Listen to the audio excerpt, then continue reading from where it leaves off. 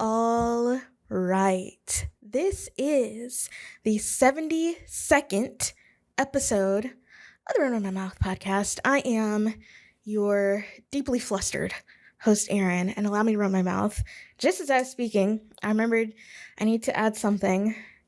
Hold on. Okay, to my topics list because I just remembered something. But I am flustered because today is Saturday as I'm recording this, not Sunday, because tomorrow I have a very, very big interview with the members of Burning Windsor. And I don't think I've ever been more nervous or something, like ever. And, the good thing is that when this episode does come out, the interview will have already happened. But you guys aren't really going to know about it, or I guess the result of it, until I finish the video, because I don't want to talk about it too much. Sometimes, this podcast is called Running My Mouth. I talk a lot about stuff, but sometimes you got to delay gratification. And in this case, I think it's advantageous for me to do that, but either way, the interview is tomorrow. It's in the middle of the day, but I do have to break down a lot of my gear to take it to where I am recording, and I just don't know if I'll feel like resetting it back up tomorrow evening to do the podcast as normal, which is why we're doing it today, which is why I'm doing it today. This is a one-person operation. Tomorrow will not be a one-person operation. I do have some help, but I am just so deeply nervous about it, and it's like, it's the last 3 years it feels like I've been leading up to this, and it's nerve-wracking. I don't know. I feel like it's gonna go fine.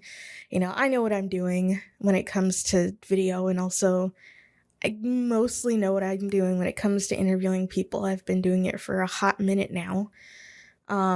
So like, it's not really that I'm nervous or flustered about. It's just the event itself.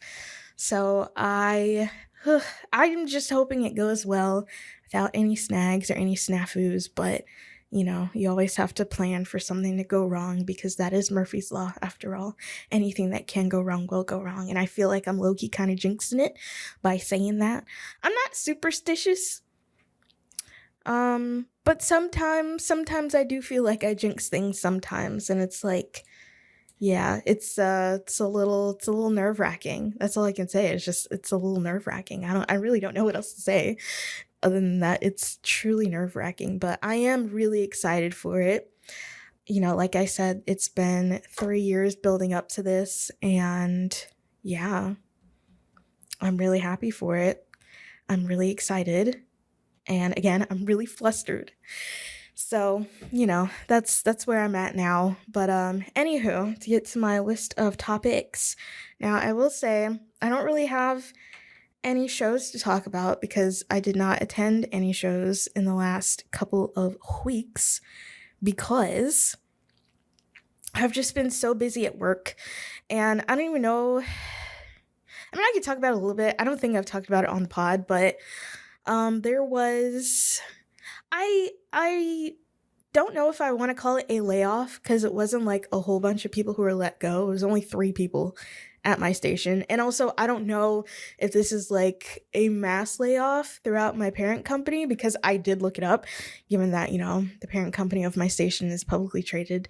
Even if it wasn't publicly traded, they would still report on like mass layoffs and stuff like that. And layoffs are going on in several sectors, especially tech. But, news has also been getting shook up recently with all these mergers that are going on. My parent company hasn't really been involved in these mergers, but still, and also given just the financial situation of the the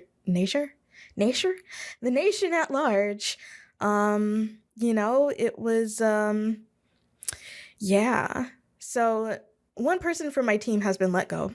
And I found this out right after I had my break, where I was going to go to Memphis to see Danza, but I didn't, because I didn't feel like driving and, paying for a hotel. So I just stayed home. I had a nice little 4-day weekend. And, I came back that next Monday, I think. Was that a Monday? Yeah, Monday. feeling really happy, really jubilant, really rested. And I get called into my boss's office, and the first thing out of their mouth is, hey, there's been some budget cuts, which is crazy. I'm now realizing after the fact that the way that this news was relayed to me wasn't great. It could have been handled a lot better. So negative points to my boss for that. But, not all of us are effective communicators. I'm not the most effective communicator. So I don't know, man. It could have been handled a little bit differently, because I feel like my reaction kind of came from the fact that that was the first thing that they said, was that there's been some budget cuts. And I'm like, what's that mean? Because for, a whole second, I'm like, am I about to be let go? Because, like, what do you mean there's been budget cuts? And what? That didn't end up happening, thankfully, but one of our team members was let go. And, I was, honestly, I think the most of the emotions for it for me was the shock of, that initial there's been budget cuts and not knowing what the heck is going to happen after that.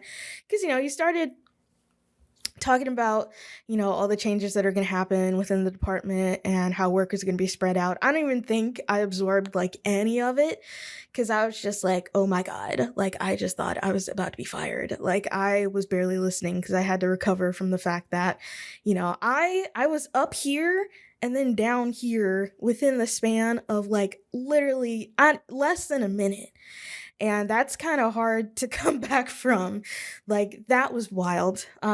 So because of that, I have had sort of an increased workload in that I've been going on way more shoots than I used to. It used to be kind of rare for me to go on a shoot.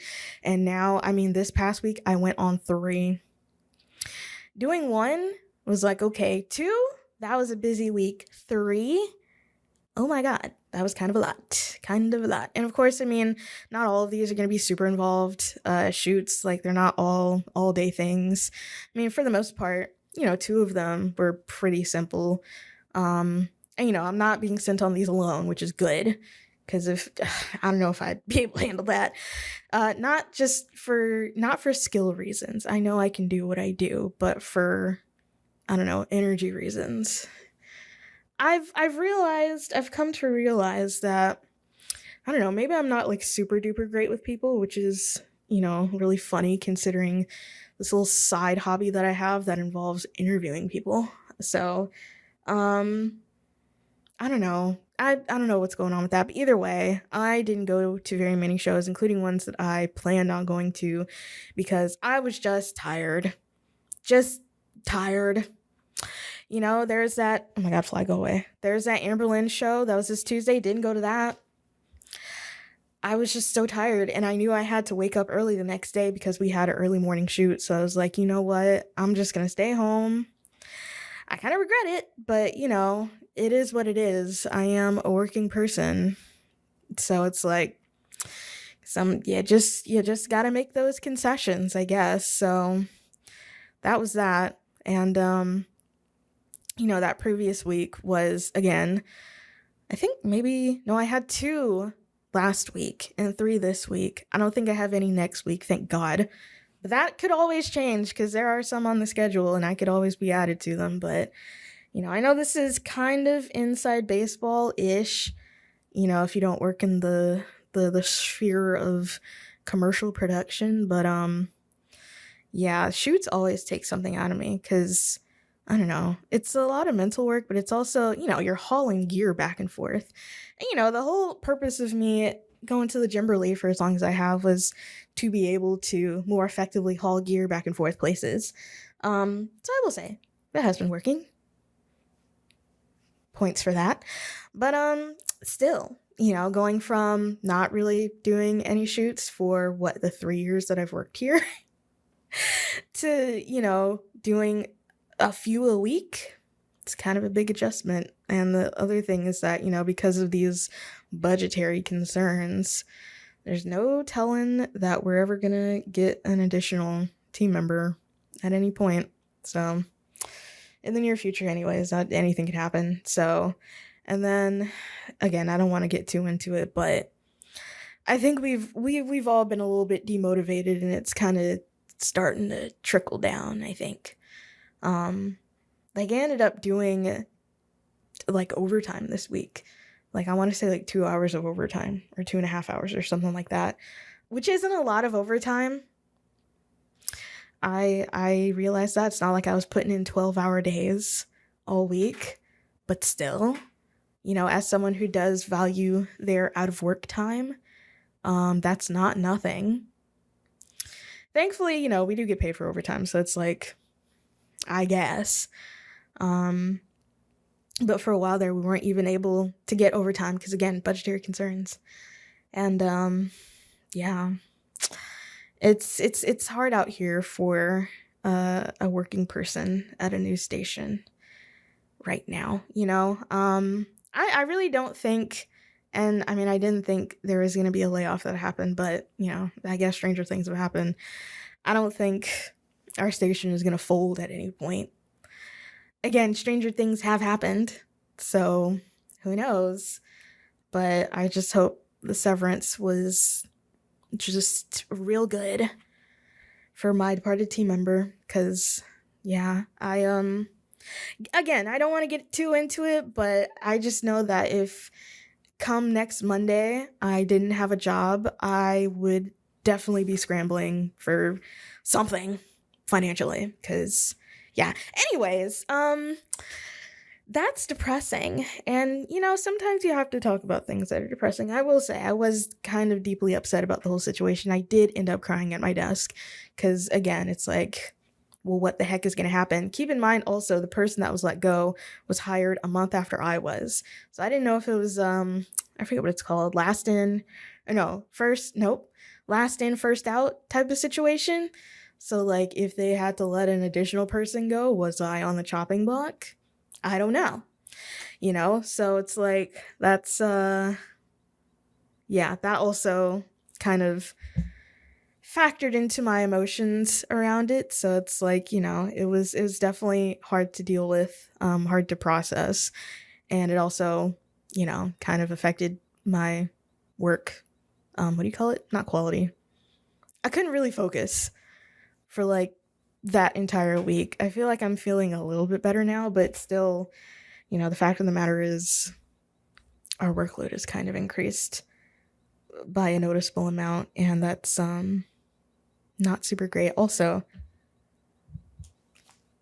this freaking recorder is like beeping and it's just maddening. Anyways, all that aside, last episode, I do have to apologize. This is my sincere apology.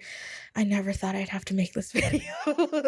But last episode, because I was covering so many topics, I just straight up forgot to list all of the upcoming shows on my calendar. So I've been going back and forth about deciding whether or not to do this. And I've been fielding the citizenry as to whether or not this is something that would even be wanted. And honestly, I think it is. And so I decided to go ahead and add my Google Calendar of all the upcoming shows to my website. So you can go to jacksonunderground.com. That's jacksonunderground.com/calendar. And that will bring you to my calendar. It's really simple. ./calendar. Why am I caps lock on? So yeah, it's just a Google Calendar. You can add it to your Google account if you're on the web page on your computer. There's a little button down here that says add to Google Calendar. If you are on the mobile version, which is like slightly too wide for the page and it looks kind of jank, but I'm working with basic WordPress here, so it's gonna kind of look how it looks. There's a little plus button on the bottom. Where's my phone? I just realized I didn't have my phone. Oh, here it is. I'm not about to pull up the page. I just needed to have my phone. But if you go down, I think it's the bottom right. There's a little plus button. You click that or tap that, I guess, because you're on a phone, and it will add that to your Google Calendar. Now, will this work for Apple calendars? I don't know. I don't have any Apple products to test this on, but It's there. And the fun thing with Google Calendars is that, and I'm like 90% sure, well, I'm like 80% sure this is the case. When I add a show to the calendar, you will get a notification. And you can also set it up so that you get notifications before each show. So, like, ooh, I want to go to this show. I don't want to forget. You can, I guess, click it. Yeah, you can copy that to your calendar and then you can set up notifications that way. And for each of these, we have, the day, the time, and it says, it has an hour window. It's just the first time. So like this first one, Luke Schneider's Luke Schneider, Hospitality State Spirituals. It says 7 to 8. It'll probably go for longer than 8. 7 is just the start time. Okay. So, and you have, of course, the lineup. I don't have the price on here, but, look it up. I don't know what else to tell you. This is just a calendar. It doesn't really list the price. The poster is not going to be on here. And then there's the location, which for this show that I just mentioned is at the End of All Music. And you can see the address. So, use Google Maps if you don't know your way around Jackson, which is fine if you don't. I didn't know my way around Jackson when I first moved here. Now I do. Some of these, sometimes when I add an event, it just will not let me choose from the drop down, like, to add the actual address. So like for one of these, it just says Urban Foxes, but the Urban Foxes address is on several of these other ones. So like you can find it. Also, you can also use Google. So I don't have genre information on here. So if you do want to know, like, hey, what's the genre of some of these shows? Again, you are just going to have to kind of look it up. Like, I'm sorry. That's just how it is. I didn't really include that. I mean, I could, but, I didn't really want to get in the weeds with all that. Also, considering this was just my personal calendar for, 2 years? I can't really do much about that. Also, if you switch from schedule view to month view, you can go back. Actually, hold on. Can you do that in schedule view? You can. You can go back in schedule view too, but if you go back in month view, it's a little bit better. So you go back. This calendar goes all the way back to, hold on, December 2023. So not all of the shows that ever occurred in Jackson, just the ones that I managed to put on this calendar from December 2023 up until now, they are on the calendar. And you can also, it's really interesting kind of clicking through it. You can see how the volume of shows has just increased. Also, March 2025 was crazy town. Like, I'm looking at this, there are so many in March 2025. That was a good month for shows. April as well. Honestly, all of the hot months, like June, so many days where there were more than one, so many weekends where there were more than one show, July, August 2025, kind of crazy. 2025 was a great month for shows. Great month, great year for shows. There's just a lot going on. So that's kind of interesting to look back on. But either way, you can see all the upcoming shows that I put on my calendar. Again, not every single show or musical event that's going on in Jackson. Sometimes, occasionally, I will put stuff that's going on in Vicksburg. But for the most part, it is just Jackson. And asking me to put a show on the calendar is not going to guarantee that I put a show on the calendar. I'm just going to say that. That it just is what it is. I don't know how else to say it without sounding like a D-bag, but that truly is what it is. So yeah, now you don't have to rely on me waiting, or don't have to rely on the next podcast episode to know when the shows are happening. Now you can just go and you can look. But I'm going to tell you when the shows are happening anyways, because I think it's fun. All right. So, like I said, the next show that's coming up June 3rd, that is a Wednesday. We got Luke Schneider, Hospitality State and Spirituals at the End of All Music at 7 o'clock. And then on Friday, we have Goodnight Morning, Snake Meadow Hill It's just the two of them. Good Night Morning at Snake Meadow Hill at Urban Foxes. That's at 6. And then at 7 o'clock, we got Headcanon. We got Loose Helmet. We got Weak Hearts. That's at the Involved Music. That's at 7 o'clock.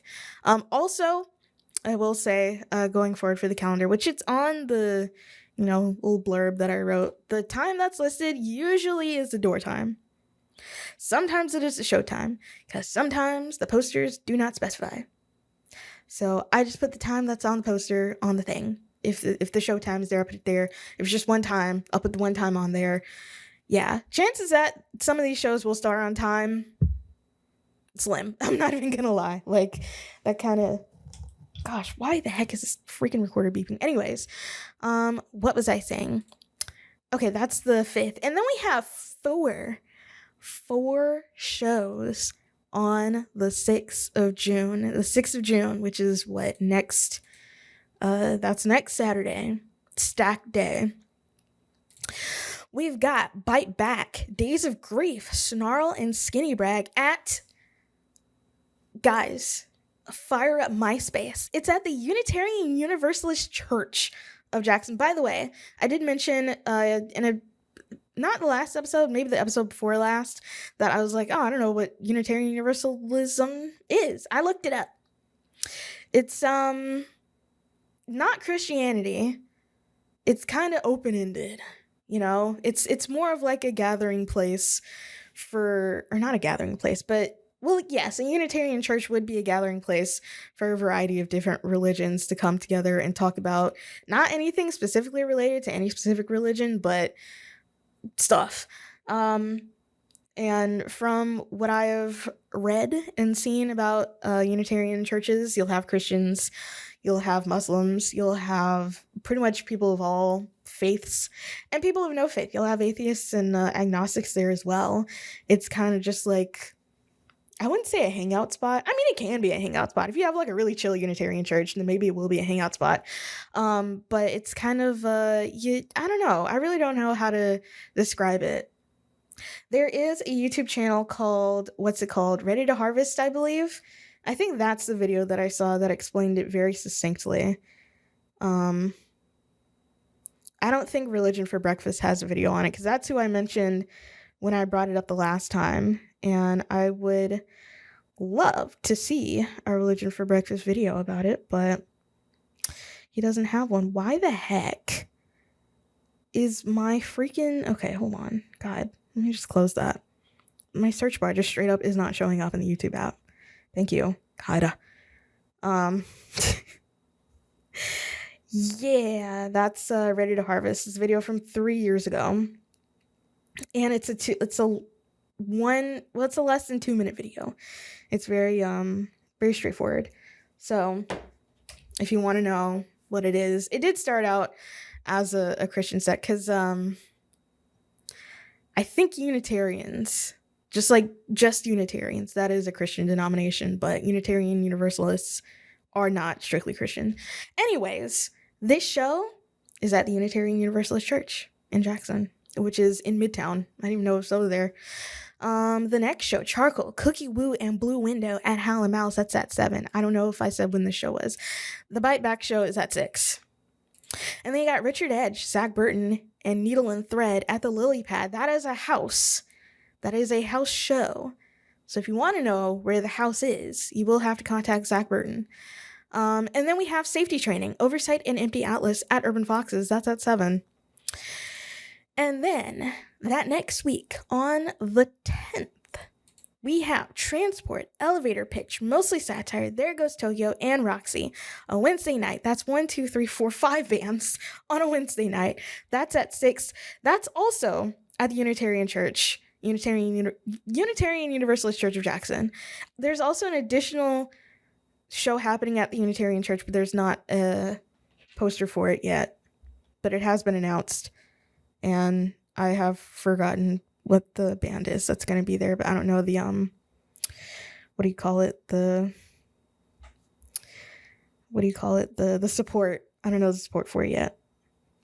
But I think it's like in July or something like that. But it is not on here. Never mind. Okay, I don't know where it is. I don't know where it's gonna be at. Okay, anywho. Then we have on the 13th, Snow Globe, Charcoal, and Smokies at Urban Foxes. That's at 6 o'clock. And then on the 14th, that's a Sunday, we've got Dang, Genuine Mustard, and Too Darn Loud. That's at 7, and that's at Urban Foxes. And there's probably going to be more announced for June. But right now, that's all I have for June.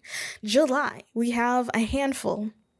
We got Midnight Papers and Eyes Like Yours at Urban Foxes. That's at 6.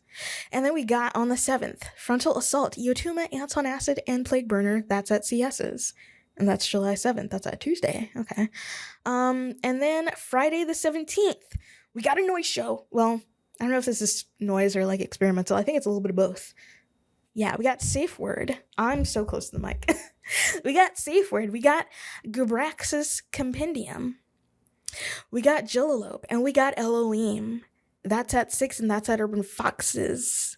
Friday the 17th. August, we got a couple. Hold on, is there any? Okay, because the last one I do want to talk about a little bit. We got the 2nd of August, Grave Huffer, Plague Burner, Die with Nature. That's at CS's. That's at 8 o'clock. That's at 8 o'clock? Okay. On a Sunday, that's at CS's. And then the last one, which will kind of segue into, let me see. I gotta write some stuff down. Okay, which will segue into my next topic at hand. We have Colour Revolt and Smokies, but Colour Revolt, the 22nd of August. That's a Saturday, 6:30 at Dueling Hall, which I've never been to a show at Dueling Hall before. I've been to like a work thing there, but never, it's like they have like a separate room for like, not conferences, but like a not a ballroom either, but you know, not like a venue space. Well, it's kind of a venue space, but anyways, I never been to a show at Dueling Hall. But Colour Revolt, the band, the indie band, the apparently very foundational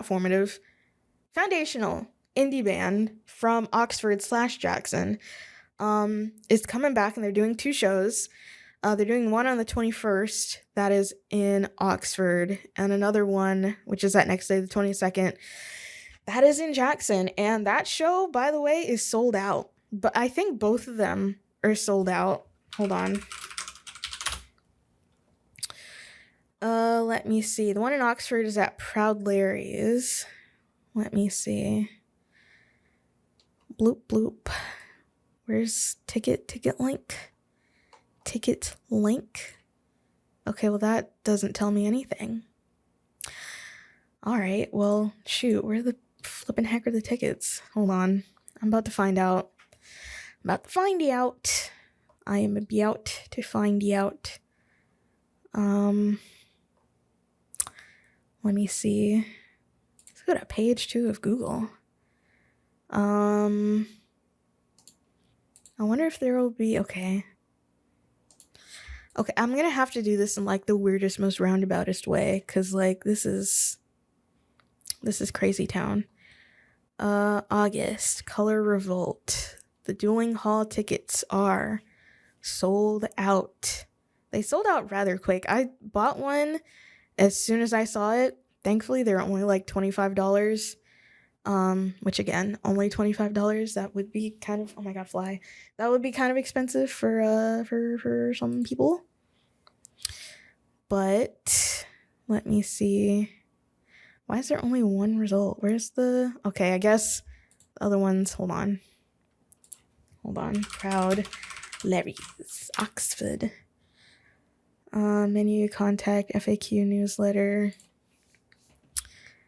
Here we go. Tickets available online and at the door. If I click buy tickets, where's that going to take me? Okay, I think they're still available? Question mark? Hold on. Nope, it's sold out. Never mind. What on earth is this? Like, okay, this just isn't designed super well. So both of the dates are sold out.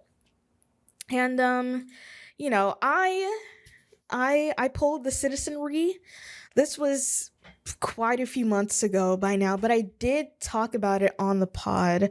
I don't know what episode that's gonna be. I'm not even gonna lie. Um, huh.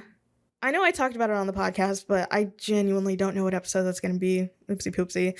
But I was like, hey, who are some prominent bands from Mississippi aside from like Three Doors Down? Three Doors Down? 3 Days Grace? Hold on. Three Doors Down. Yeah. Because, like, there is a lot of music that gets made here. And I said prominent metal / heavier music bands. And one name that did come up quite a bit was Colour Revolt. Alongside, I want to say Joan Zeta, and maybe there was like another one. Dang, I really wish I could figure out what episode that was. Was it before or after this one? Hold on. Okay, no. That's not going to tell me anything. I can't search through my descriptions. Hold on. Is that gonna... I truly don't know what episode it was. Yeah, I can only search freaking titles. I can't... Okay, well, never mind. But Colour Revolt came up. Joan Zeta came up. I'm trying my best to think of the other bands that came up as a result of that. But those two I remember. I did end up listening to some of Colour Revolt's music. And I will say, listen, I'll be at the show, I think. Unless, I just find myself being too... well, I mean, it's on a Saturday. So I don't think yeah. Who knows what's going to happen? I certainly don't. But I found their music, which I was listening to... What is this? Their self-titled EP, Colour Revolt. So I don't know, maybe their other stuff isn't like this, but I think one of these songs was also like in a movie or a show or something. I don't know. I can look this up. I don't know much about Colour Revolt. I do know that they are kind of important to some people here in the SIP. Therefore, my interest is piqued. I'm trying to see. They performed at South by Southwest. No, hold on. Nope, that's not it. They toured with Brand New, which I saw a post on the Brand New subreddit talking about them being back. No, never mind. Who was I thinking of? Maybe I was thinking of Joan Zeta. They had a song that was like on a show or something, or a movie or something. I don't know. Well, anyway, me and being unprepared, name a more iconic duo. Anyways, I listened to that self-titled EP, and this isn't shade. It's gonna sound like shade, but I promise it isn't, because I mean, there is music that just kind of sounds like that. But to me, it just kind of seemed like, sleepy indie music, which isn't a bad thing. It has a time and a place. And, I will be seated. Actually, it's not, there are no seats. It's standing room only. I'll be standing. So, I'll be there. But, yeah. I feel like I do need to do like a little bit more research, because again, from the post and from like some reactions that I saw on the Instagram, this did seem like a band that was important to a lot of people.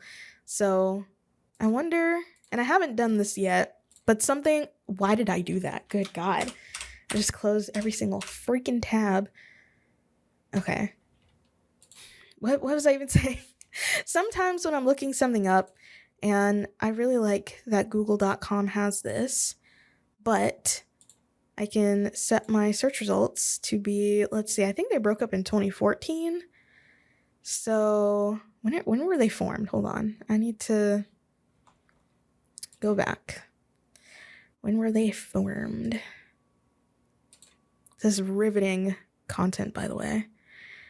Nope, not 2006. When were they formed? It doesn't say. I'm going to say 2005. 2005 to 2014. Advanced search. Nope. Anytime. Custom range. 2005 to 12 31, 2014.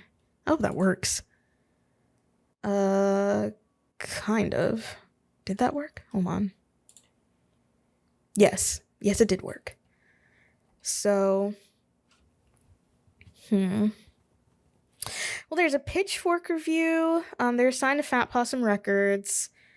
There's not any, like, hold on. I'm trying to find, the blog posts and all those things. Let me see. Rate Your Music. Pop Matters. What is this? I'm not really finding much. Hold on. What if I go to news, the news tab? Okay. I feel like this might be what I'm thinking of. Oh, Bass Drum of Death was another one. This is from the Jackson Free Press. That's not really about Colour Revolt. Why am I getting stuff about Bass Drum of Death? Is there some crossover there? Paramore with Tegan and Sarah, Newfound Glory in Nashville. Well, that's not what I'm looking for. Huh. Well, there's a Pitchfork review. When was this written? This is reviewed 2008, so I got a 5.8. Oh, goodness. After an EP that recalled the swooning, guitar-driven romanticism of artists like Jeff Buckley and early Radiohead, Colour Revolt return with their ambitious full-length debut. From a Mississippi band using a British spelling in their name and a serial comma in their album title, Plunder, Beg, and Curse, has a whiff of confusion around it before it even opens up the record. But while their first EP recalled, Colour Revolt seemed like a band who could pull it off.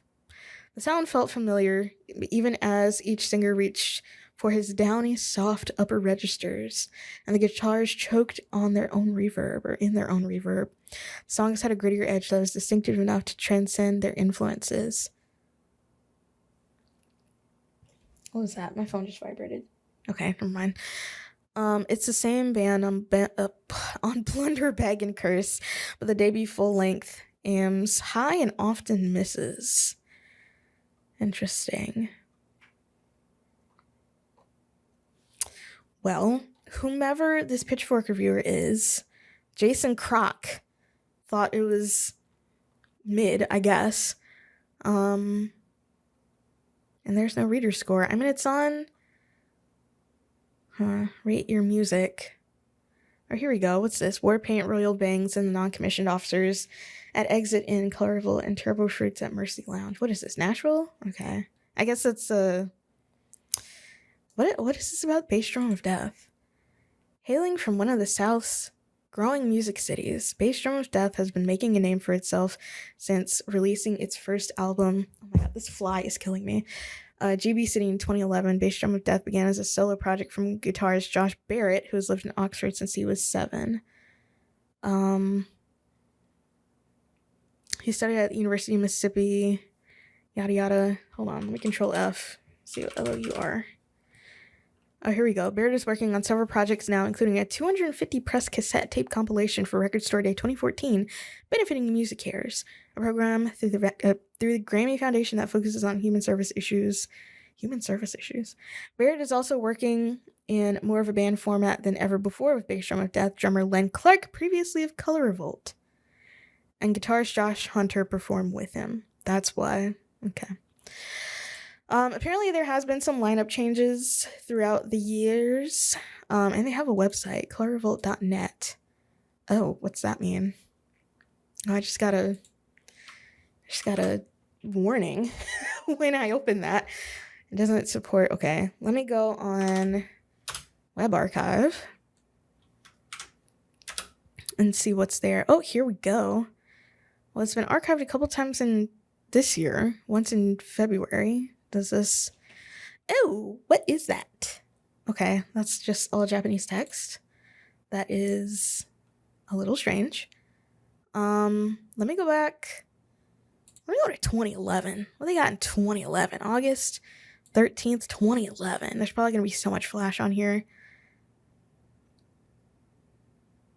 If it will actually load for me. Oh my god. I'm wondering, I feel like maybe I've... Okay, no, never mind. Oh, they did kind of have a blog. Okay. It's from July 11th. Tour blog update number 1. We're going back in time, you guys. We're about the halfway point in this tour, and it has far exceeded my expectations. Remember when people had blogs? Yeah. God, I was preparing before the 7-week stretch for war, which tour usually is, but this tour has been more vacation. Taking Back Sunday, Thursday, and The New Regime are all great bands to tour with because we all bring something different. It's not reliving things / nostalgia BS either. These bands are on top of their game. So instead of a contest every night, it's all context. Okay. Of course, it's TBS's crowd, but they have been very kind to us night after night. We're all very lucky their fans are as cool as they are. The beauty of it, too, is that they don't take advantage of their fans' devotion. They play every night like there's a person backstage tied to a water table, ready to be plunged to their death if they don't rock the house. Every night they set the captives free, man. It's inspiring, to say the least. Thursday is what we want to be like as a band. The smartest, funniest, coolest, down-to-earth MFers on the planet. Just rolling every day, hands down. It's like hanging with Wu-Tang or something. And their stuff is the best stuff they've ever done. They quickly became our very close friends and partners in crime. You know, they probably had a MySpace, but RIP MySpace, so we're not going to be able to find that. It's hard to play guitar. What? It's hard to play a guitar with a raging boner, knowing they're about to play next. JK. 2011 moment. The New Regime is a tenacious troupe. This is their first tour, and they bust their butts every day, winning over the crowd. They're tight and rip it up. Well, if you still haven't seen this tour, you should do yourself a favor. These people know what's up. And then deluxe edition for The Cradle, June 7th, 2011. Oh, yeah. It's a flash element right there. Is there anything else? Well, there's a SoundCloud link. Track list. Let me see. Are there any more blog posts? Alt press tour dates with Taking Back Sunday and Thursday. Taking Back Sunday and Thursday. I'm not gonna lie. This is a crazy lineup. You got Taking Back Sunday and you got Thursday. Here, the goodness gracious, these are a lot of tour dates. Interesting. Their ticket links too. They probably don't work. Let me see. 2 nights staying in Hattiesburg, playing both albums back to back. Hey y'all, we're very excited to announce that we'll be taking over the Thirsty Hippo in Hattiesburg for the weekend of April 15th and 16th. On Friday the 15th, we'll be playing our new record, The Cradle, from start to finish, plus some EP songs, maybe a cover or two. The second night, Sunday the 16th, we'll be playing the first record, Plunder, Beg, and Curse, from start to finish, plus a couple other EP songs and various other whatnots. Tickets will only be $8 a night. 2011 prices, $8 a night. We hope you can join us. It should be a great weekend. And they've got new shirts, another broken flash element, broken flash element. Mission Creek Festival. Very happy to announce we'll be part of this year's... I'm not gonna lie, I'm having a lot of fun reading through this. Again, I know this is not exactly riveting content, but I like going back in time and looking at stuff like this. We're very happy to announce we'll be part of this year's killer lineup at Mission Creek Festival in Iowa City. The dates are March 28th to April 4th. Click on the picture for more info. And then on this lineup, we have Guided by Voices, Jeff Tweedy, John Waters, Kim Gordon and Thurston Moore of Sonic Youth, Railroad Earth, Nathan Rateliff, Dark, Rubble Bucket, Colour Revolt, Mountains, or The Whale, Chris Corsano, Y Oak, Skull Defects with Daniel Higgs, Caroline Smith and the Goodnight Sleeps, Birds and Batteries, La Dame du Burlesque, Pillars and Tongues, Zomes, Collars, Chamberlain, and Icy Kings. I don't know any of those people, any of those bands. They did a cover of Elton John's Benny and the Jets at the Esperanza show in Jackson, Mississippi last month. Next all who came out. I don't know if there's supposed to be more there or what. There's more tour dates. It's a lot of tour dates. If I click older entries, is this gonna work? Probably not. Is this just the... And also this page is like plain HTML because whatever design elements that are here probably don't work anymore. I'm not gonna lie. Ooh, it did work. A limited edition poster 2010 live at Paste. Where's Paste? Don't know. Hey folks, here's the new site. Feel free to look around. We'll be putting up tons of new stuff soon. Posted all the lyrics. What does this link go to? Okay, no, that's just I don't know if there's supposed to be a link or what. A bunch of these are tour dates with Taking Back Sunday and Thursday. Oh, I guess this is the site. Yeah, that would make sense, actually. Okay, well, anyway, all that to say, Colour Revolt is coming back. They're doing 2 shows in Oxford and Jackson. I will be at the Jackson one, and I don't know, maybe I'll like them. I feel like there's a lot of music that I like live more than I like the recording of. So who knows? But yeah, that's that. And that's that on that. Speaking of shows, now I have said on this here podcast, I'm thirsty, give me 1 second.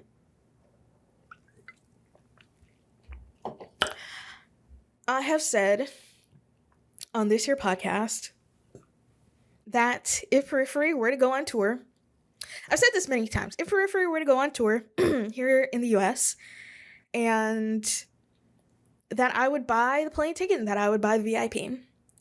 And Periphery announced some tour dates here in the US after their EU tour. And I bought the plane ticket and I bought the VIP. And the VIP sold out. So they're going to be in a few different places. But the closest one to me was going to be Atlanta. Now, do I wish they would have gone to like New Orleans or something like that? Yeah, it would have given me an excuse to go down to New Orleans, which is apparently imminently about to be underwater. But the closest one was going to be in Atlanta. So, you know, I don't have to buy the plane ticket, but I'm not going to say it. You guys already know I hate driving. So that's what's going to happen. Now, I was considering seeing them in Chicago, but the hotel price and the plane ticket price was just too much. I'm not going to lie. It was kind of a lot. It was kind of robust, that price. That price is kind of robust. So I was like, you know what, as much as I would like to go back to Chicago, I'll just have to settle for something closer, and that would be Atlanta. Now I am wondering, hold on, they're going to Dallas. Could I get a direct flight to Dallas from Southwest? No, maybe, hold on, obviously it's a little bit too hold on. It's a little bit too late now. I'm pretty sure I probably could get and wait, hold on. Nope, hold on. Cuz I'm pretty sure the Dallas one is a hub. Hold on. DAL Dallas Love Field. What day would that have been in Dallas? It would have been a Saturday too. Oh Lord. Have I made a mistake? It's already paid for now. So it's a little too late. Hold on, what date was that? Saturday, November 14th. Let me see. October, November. Let's say I would go from the 13th. Hold on. What is this? Round trip. Oh wait, no. Depart date. Depart date's the 13th. To the 15th. Search flights. There probably would have been a direct flight. Well, hold on. No, there's not. There are no direct flights. That's so crazy. Interesting. And also, it would have been more expensive. So no, never mind. I can't get a direct flight to Dallas. It's not a hub. Houston, I think, would be the hub. Maybe. I mean, there's more flights for sure, but yeah, never mind. I would still have a layover. Some of these have 2 layovers. It's crazy. Well, I mean, this one is faster. It's 5 a.m. to 9 a.m. One stop, and total duration is like 3 hours. So, I don't know. Maybe I played myself, but you know, trying to navigate. Well, I mean, even if I was there, I would have just gotten an Uber anyways, or a Lyft, because I don't use Uber.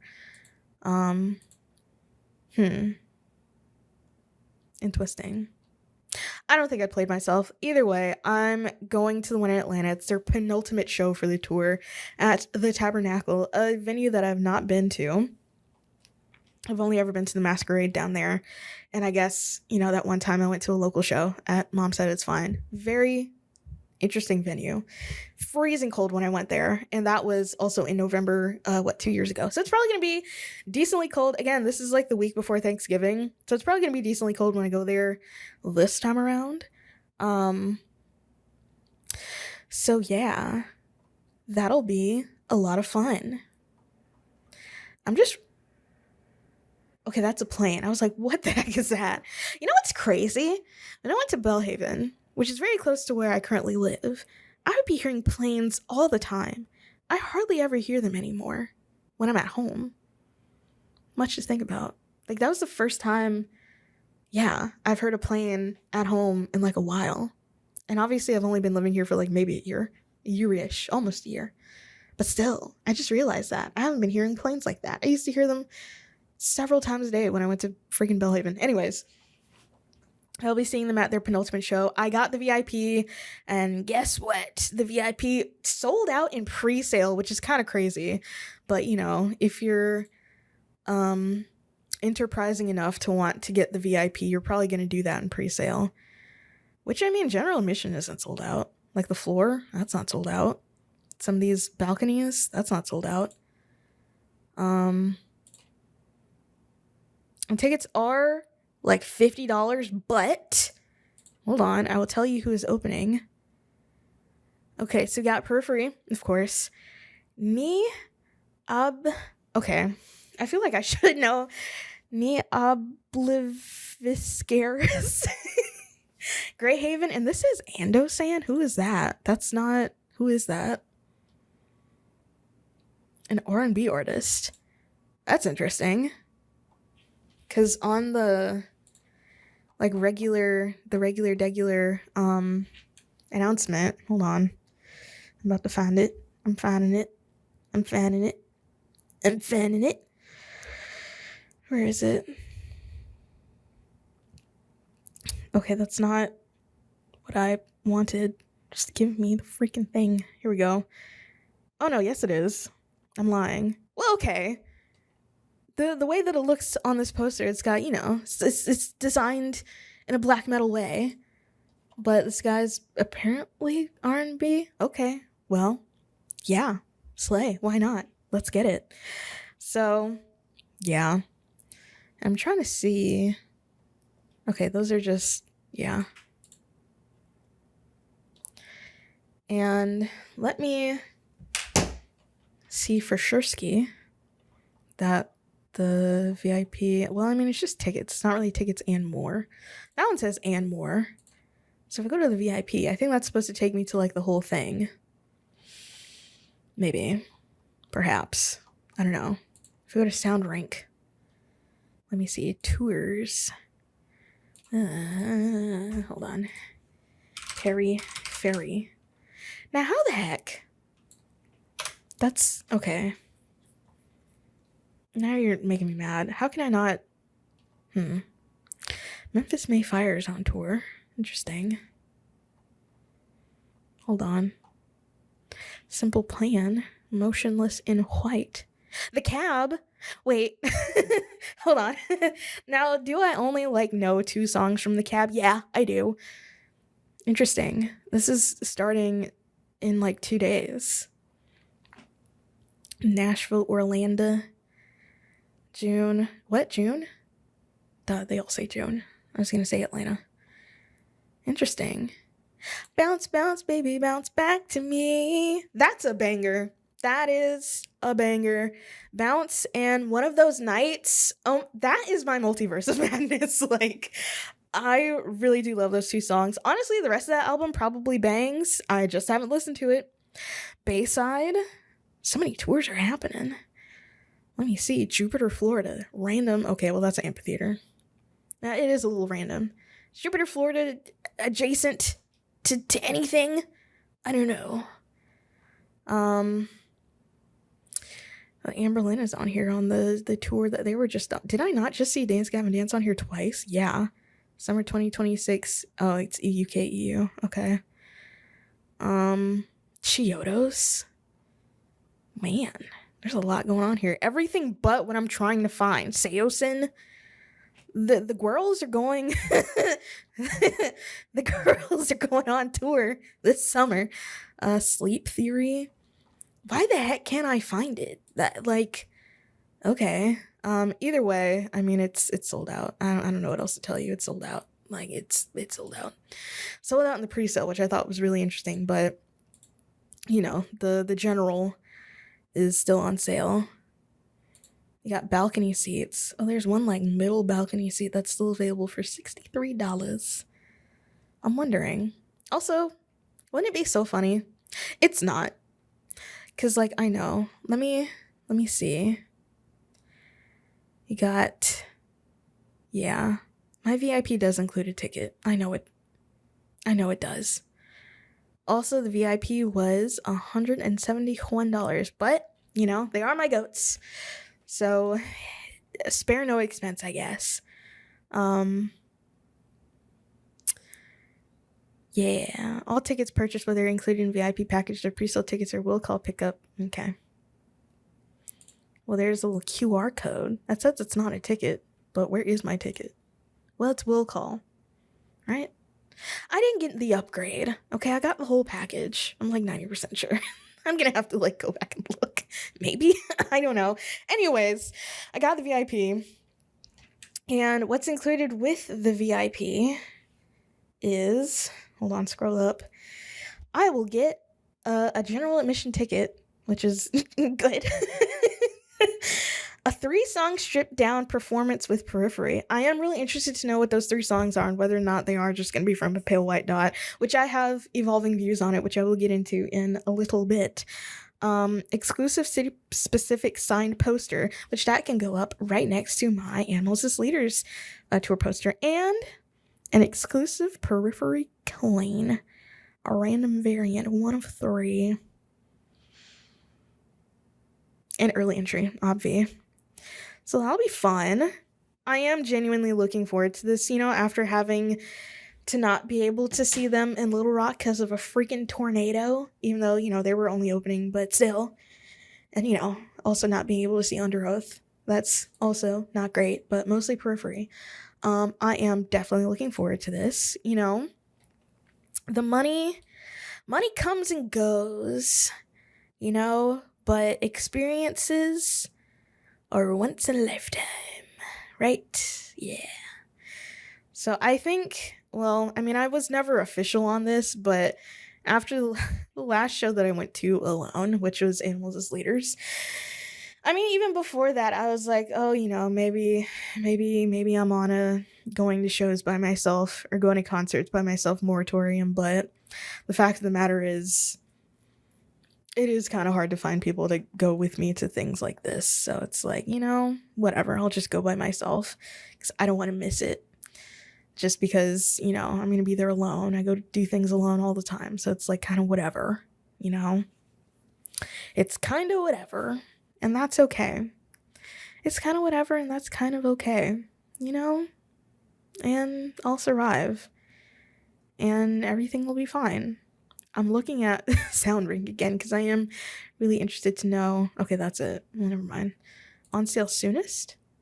On sale latest? Status? Okay. Oh, anyway, it's not there. So yeah, that's that. And like I said, I did have evolving views. How much would... Okay, never mind. I'm closing that. I have evolving views on a Pale White Dot because I have listened to it a little bit more since it has come out and since I mentioned it in the last plot episode. So I will say, it has kind of grown on me, but, you know, I feel like some of these songs are petite because especially in like P5, no, yes, and maybe a little bit of P4, there were these like really long outros that definitely elongated the songs, especially with the closing track on P5. Thanks Nobuo, there's like a really long outro on that one. And you know, Periphery, they do really know how to do an ending track. You know, that being said, A Pale White Dot is kind of an acoustic track, and I do kind of skip it. I'm not gonna lie. So to me, Everyone Dies Alone is the ending track. Although I will say, it really depends on how I'm feeling. Sometimes I'll let A Pale White Dot play, sometimes I will skip it. But for the most part, like, yeah, I do like the songs. And I will say, you know, Periphery, they are, I don't know if they still are, because I feel like with their last album, they kind of went away. Well, no, that's not true. They still kept them. There's not a whole lot of gent elements on this. I will say that much. It has more hooks. That's for sure. It's got kind of some pop songwriting going on in that there are hooks. You know, there's choruses. I feel like the song title is mentioned in pretty much every song. You know, it's there is a lot of pop songwriting in there. And now that it's been some time, I want to know if there has been a documentary out for this album. So they've put one out for the last few. So I want to see. I don't think there's been any right now. Videos, blah, blah, blah, blah. Hold on. Are the documentaries on this? Yes. No. Maybe. Yes. No. Maybe so. Yeah. Because Everything Is Fine is on here. And, let me see. I am wondering how long it took between the album coming out and, the Jugger doc is on here. There's a tour documentary. There's the Making of Hail Stan is on here. Remain Indoors is on here for sure. What was before that? I think the Jugger doc was before that. Yeah. Well, that was 9 years ago. Whew. So I don't know, it might take a little bit. It will be definitely interesting. Okay, there's no like Q&A portion actually, now that I think about it. Cause I would like to know, like, I mean, there's probably been an interview. Hold on. You know, bands, they do interviews sometimes, and sometimes I just don't look for them. Oh my god. I would really love to do this without it doing that. Thank you. News. That's a review. That's a tour announcement. It's a tour announcement. A review, an announcement, an announcement, an announcement. That is a movie. This is a review? Question mark? What is this?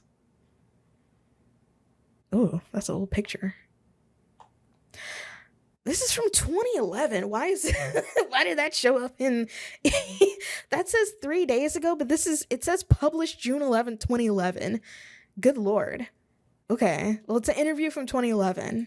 That's not really going to tell me much. Why did it say 3 days ago? It's clearly not. Why was it didn't even say it was updated 3 days ago. This is from 2011. All right, Google. Let me see. This is an interview with Nolly from 3 days ago. Allegedly. It could be... Okay, this was 3 days ago. Never mind. Let me see. Okay, now there's an interview from 2 weeks ago. Again, allegedly, because there's another old freaking... This is from 2017. All right, man. I don't think there's been any recent interviews. Also, something that I saw...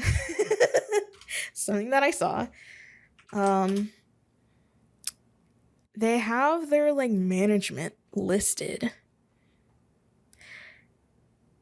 And like an email. So it's like if I emailed their management, which I don't this isn't really their manager. However, I have my ways and means. I probably could find their manager's direct contact. Because again, I am the FBI, the CIA, the NSA, the ATF, and the IRS. So I can find out, probably. So like if if I emailed them being like, hey, I want to interview you guys, what's the chance that they would respond? You know? Yeah, also, I don't know if you guys heard that, but it's cicada season, like officially. I was in my office yesterday evening, and I was just sitting here and I was listening, and I was like, oh, the cicadas are out again. It's officially summer, even though summer doesn't start until the end of next month, which is kind of crazy that it's not officially summer until the end of June, where I feel like here summer starts. It really depends on the year, but I feel like by mid-May, yeah, we're in the summer. So, anyway. I wonder, you know what they say, closed mouths, they don't get fed. I say that frequently, when trying to ask for people to submit to my freaking zine. So yeah. Much to think about, much to consider. Much to consider. I could,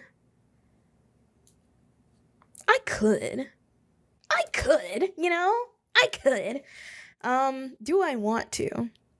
Now, another thing is, however, and this has perplexed me for years, but back in the day, back in 2020, and it's so crazy because I went back and I watched this video and I was like, man, I look like such a baby. Jesus Christ. Like, I could see how people would confuse me for being a high schooler when I was like 20 because I kind of look like it. I kind of really look like it. These days, I don't know. Back then, though, like, yeah. Like, was I months away from graduating college? Yes. Did I also look like an infant? Also, yes. And also sound like one. I feel like my voice has gotten noticeably deeper in like the last 6 years, which is really interesting because my voice is still pretty high pitched, but not as high pitched as it was when I was like 20. It's kind of crazy to go back and listen to, watch videos, listen to recordings of myself from when I was like 19 or 20. Like, I get it. I get it now. It was really annoying at the time, because it was legitimately annoying, but like, yeah, I can't really be that surprised that people thought I was like 14. So yeah, I think I'm well past getting high schooler allegations. I'm not gonna lie. College, maybe. When I lived in Fondren, I had to go to the post office to get a freaking, a money order to pay my rent every month for like a year and a half because you had to ask to be able to pay online, I guess. And almost every other month that I would go there to the post office in Fondren, it'd be the same lady working there, and she would always ask me when I'm graduating from college, and I would always tell her I graduated like 4 years ago. So, that's I probably am still getting college student allegations. That's fine. That's whatever. But yeah, I was getting high schooler allegations when I was in calling them allegations is crazy. People thought I could have been in high school if they did not know me when I was in college, because I did look like a baby. Anyways, back to the topic at hand. I probably would be slightly discounted from this because I made this video back when I was like 20. Because I don't know if the citizenry remember this, but there was this huge scandal with Periphery back then because their guitarist Mark Holcomb cheated on his wife with Yvette Young, the guitarist of the band Covet.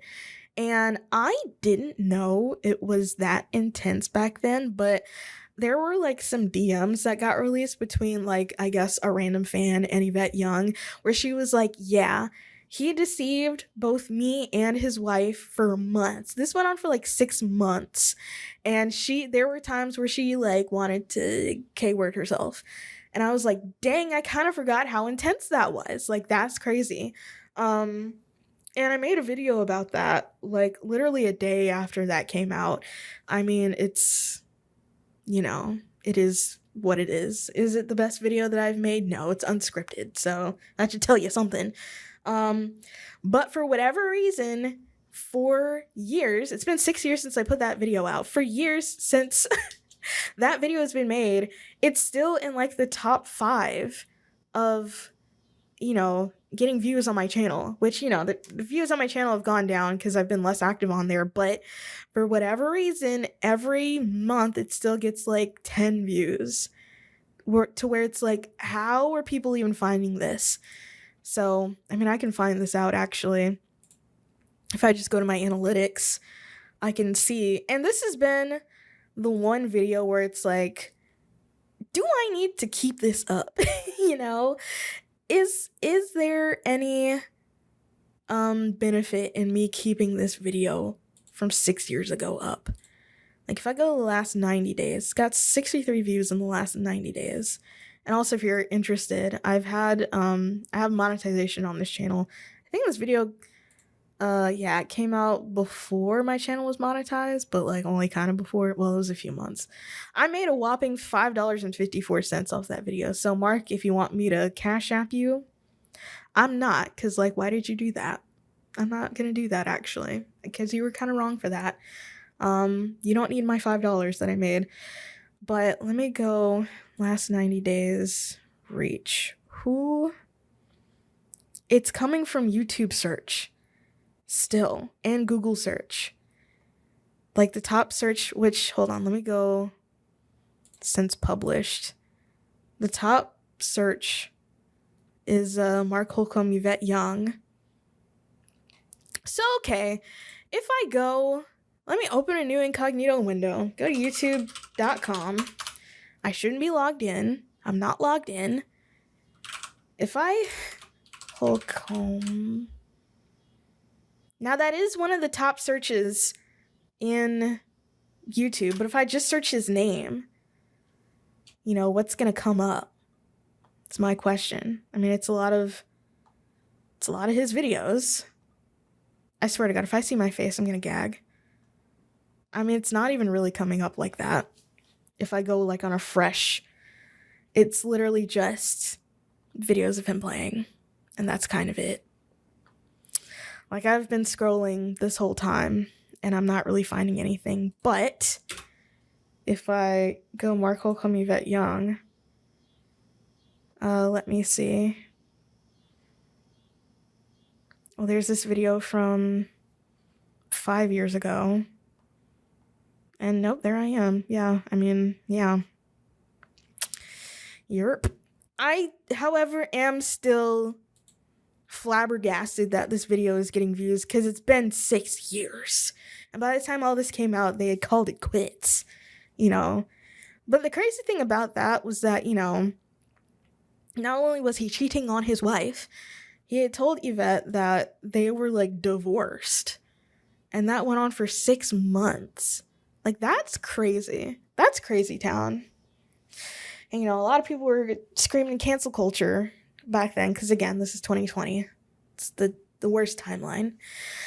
But nothing realistically ended up happening. You know, nothing really came of it, aside from people know about it now. So, you know, perhaps I will not be allowed an interview for that reason. But, you know, you also didn't have to do that. So, yeah, maybe I won't take it down, actually. Maybe I changed my mind. Okay, what is on this? Oh, I guess to get to another piece of scene news, just in time for Pride Month, Caleb Shomo of Beartooth and formerly of Attack Attack recently came out as gay. And I saw that post come across my, you know, my timeline on the Instagram, and I read his little statement. I was like, oh, cool, slay. Because apparently, and I don't know, apparently there's been like questions. Apparently people are like, what's going on? Because I guess in whatever, there's been a music video, which I'm going to have to mute this so that it doesn't play. There's whatever the latest music video was. People were like, what's going on? People were homo-vestigating. It's the only way that I can describe it. Caleb Shomo since this video. And I'm assuming it's this one from 2 weeks ago. Presumably. So this is on mute, so this isn't gonna play. But you know what the opening reminds me of? It reminds me of Marry the Night. Lady Gaga Marry the Night, just because of the car. Anyways, we're gonna keep going. Like, I don't know. I'm just gonna kind of scrub forward through this because I'm not really seeing what's going on. You know, this Caleb Shomo, he's wearing eyeliner slash eyeshadow, which, by the way, does not make a person automatically like men. Just in case we were wondering. You know, well, it's a little bit more than eyeshadow. There's like some eye gems going on, like a little earring. But again, people were doing this in the 80s with the big hair and their chi-chis out, and no one was questioning anything. You know? All of a sudden, Caleb Shomo does it in the big 2-6 and everyone loses their mind. Because they were right, I guess, in the end. So, you know, I mean, whatever. I do kind of want to hear what the song sounds like, but I'll have to listen to it later. But, you know, I don't know. I've seen Beartooth live once. That was actually pretty enjoyable. I kind of like Beartooth's music.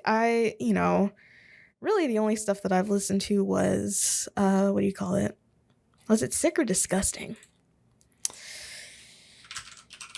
Like all of his like addiction music, which is the only way that I think it's disgusting. It's truly the only way that I can describe it is his addiction music. Oh, and I guess there's this cover image on Spotify, which like, okay, you know, okay. What the heck is the name of that freaking, Disgusting, 2014. I like a couple tracks off of this.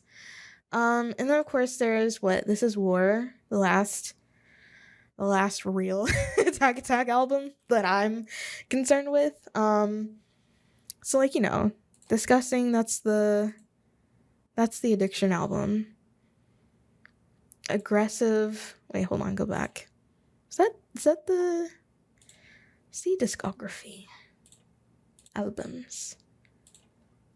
Yeah, that was the first one. So it's like, okay, you know, but also wearing a little makeup doesn't make you like men. I'm just saying. Sugar is re-releasing Catch 33 and Destroy Erase Improve. Anyway, all that aside, Caleb Shomo came out as gay. He's a man liker. He likes men. It's a crazy way to put it, but I don't know, man. How many other ways you can say it? Anyways, that's not even really the story. I didn't know this because after you know, being a little monster for, honestly, that in the grand scheme of things, that didn't really last very long. Maybe like 2 years. Like 5th grade to 7th grade, I was like really, really into Lady Gaga. And I wanted to know everything about her, all the details about her life, every single little morsel and tidbit I could get a hold of. I ate it. After that, though, I kind of didn't really engage with music and musicians like that.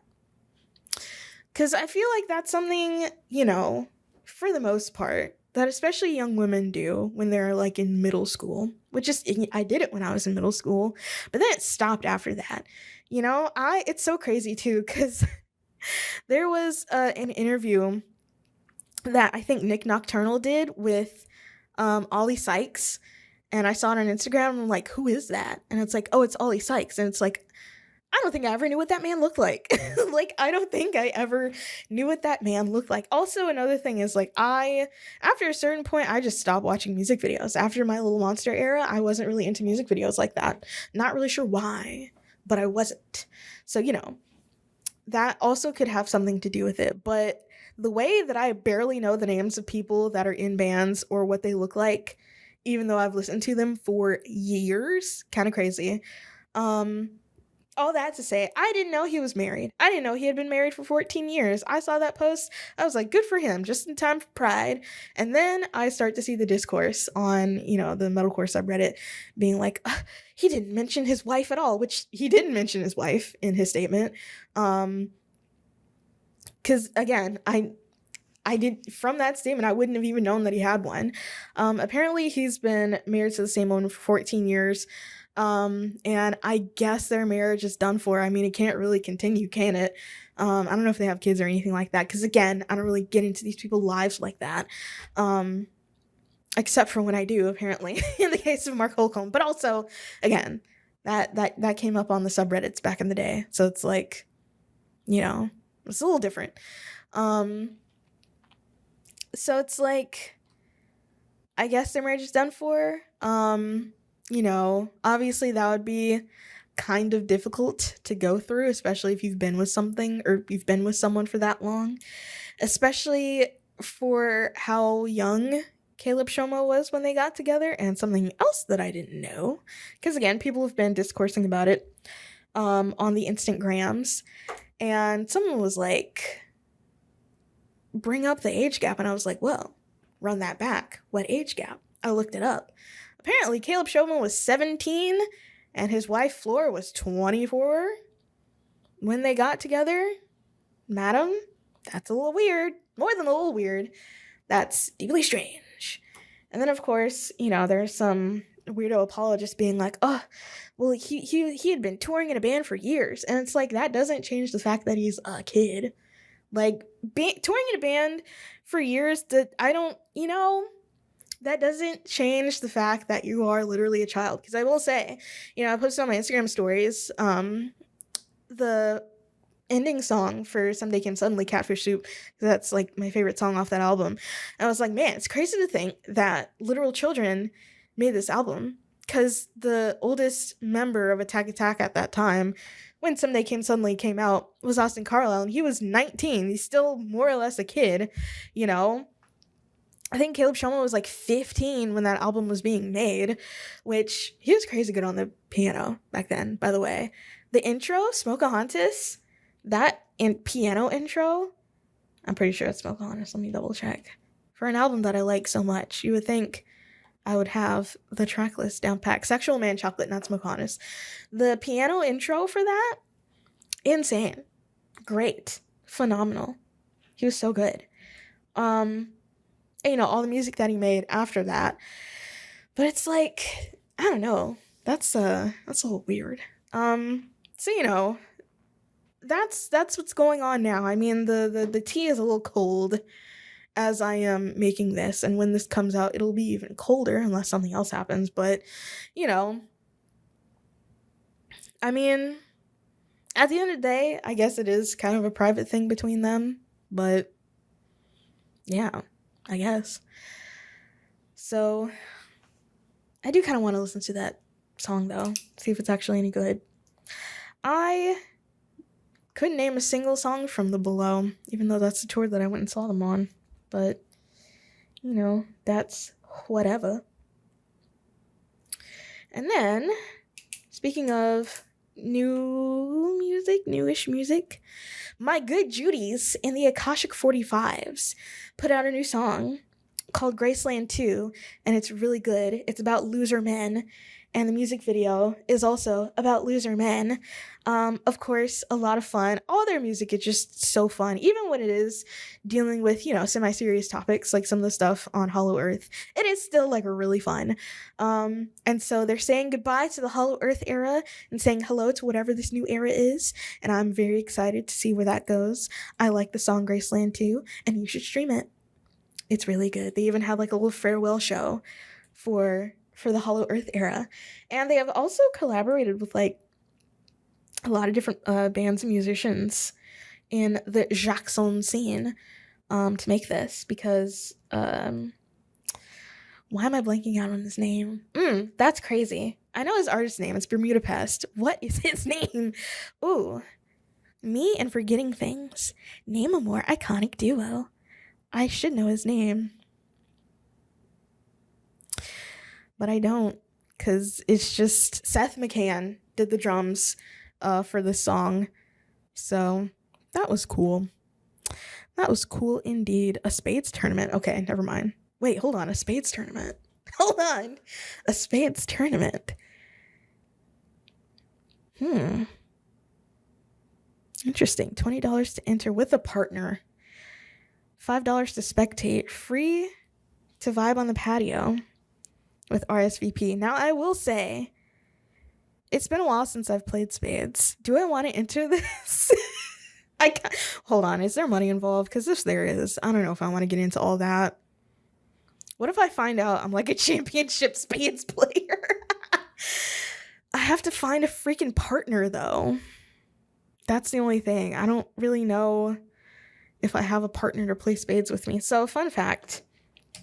When I was a senior in high school, first of all, that's when we went to block schedule versus a regular period schedule. So before my senior year in high school, we had like 7 periods. So, each class was like maybe 45 minutes. So, and that was like my entire middle and high school. And then all of a sudden in my last year of high school, we go to block schedule where we got 4 classes, or I think maybe like 5. One of them was like a BS class. We had 4 classes, and they were each an hour and a half, which I guess is kind of closer to how like college works, but also not really, because for a lot of these classes, we weren't doing a lot for the duration of those classes.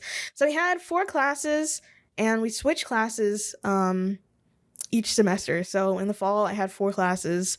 In the spring, I had 4 different classes versus having the same classes all throughout the year. All throughout the year, really. That's the end of that statement. But again, for whatever reason, I don't know if it was just collective senioritis or the fact that we were on block schedule and therefore we had a lot more free time. But there were a few classes where we straight up were not doing a single lick of work. All we were doing was playing spades and playing Uno. And something that I found out was that I was kind of good at spades. And I don't know, maybe I should enter the spades tournament. However, this is for 601 day. So that's going to be June 1st. That's going to be Monday. That's a little short notice. I don't know if I'll be able to find a partner by then. But yeah, I kind of get down at spades, Uno, you would think spades and Uno, those aren't really like skill games, but they are skill games. You got to know when to hold them and know when to fold them. You have to be strategic about it. I think it's because my dad taught me how to play Texas Hold'em when I was like 7. I don't know if I was any good at it. I don't think I was any good at it, to be completely honest. And I've since forgotten how to play Texas Hold'em. And he had these little poker chips that we would play with. So I don't know. Maybe I am a championship spades player and I just don't even know it. Maybe that's my calling. Maybe that's what I'm put on this earth to do. To absolutely bounce people at spades. And what's interesting is like, spades is like a quintessential like black game. But I don't know, maybe I just wasn't invited to the right cookouts growing up. But I did not learn how to play spades until I was in high school. Which I guess, I was a child. So I guess that is the age that you learn. Maybe. Anyway. Just diverted completely from what I was saying. Yeah. So, it's ad read time. I can't believe we're at an hour and a half. No, not an hour and a half. It's an hour, 27 minutes. Anywho. So, there are a lot of great shows coming up. But I wouldn't be able to enjoy them without my eargasm earplugs. And you can use my code JX10 to get 10% off on eargasm.com. You don't want to be at a show without earplugs, especially some of these bands that like to play loud and in small places. You're going to want some earplugs, and you're going to want a discount because they are low-key kind of expensive. They're almost $50. And I will say it's an investment piece. I was talking to my mom this morning because I talk to my mommy every single Saturday morning without fail, okay? And we were talking about buying jewelry. Of course, I'm not exactly in the buying real fine jewelry tax bracket, but I was like, maybe I want to start getting into some jewelry, I don't know if that's something I could get into because, again, if I had, a couple extra $100 just to mess around with, I'd probably spend it on something else, but that's neither here nor there. But she was like, they're investment pieces. This eargasm earplugs are an investment piece. They will more than pay for themselves. They will more than pay for themselves. I've had these since Beartooth the Below tour. That was in 2021 or 2. It had to be 2022 because it couldn't have been while I was working. Maybe it wasn't. I don't know. Anyway, I've had them since that tour. That was in 2021 or 2. So I've had them for a while. I keep them clean most of the time, and they haven't failed me once. You know, I see the posts on the social medias of people being like, one thing that I love from concerts is going back home or to my hotel or accommodations or whatever with that pounding headache and I can't hear. And it's like, couldn't be me. I've never experienced that. Not a pounding headache. I've gotten some, neck stiffness from headbanging, which is why I don't do it anymore because it was kind of scary when that happened. But a headache? Not so. Not so. That's never happened to me before. Because I always have my eargasm earplugs. Protect your ears. Use my code JX10 to get 10% off on eargasm.com. You have until August 7th. You have until August 7th. You have until August 7th to get yourself a pair. So do that. And don't have naked ears. All right, I'm going to check the Google form. And we can either have a celebration or I can sit here and beg some more. I'm sitting here and I'm begging some more. Guys, I only need 4 more entries. I don't know what I have to do to get 4 more entries. Oh God, I just hit the mic. I don't know what I have to do to get 4 more entries. Truly, I don't. So I'm going to sit here and I'm going to beg. What are you looking for? What do you want in life? Do you want someone to go to shows with? Do you want someone to talk to about cameras? Do you want someone to enthuse about analog media with?